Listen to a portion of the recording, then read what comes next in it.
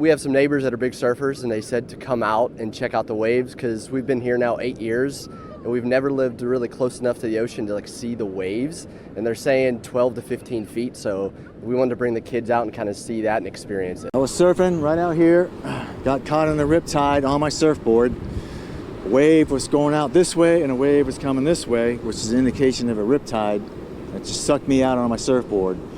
What did you do when it sucked you out? I just let it take me out because I wanted to go out anyway to catch the third break far out.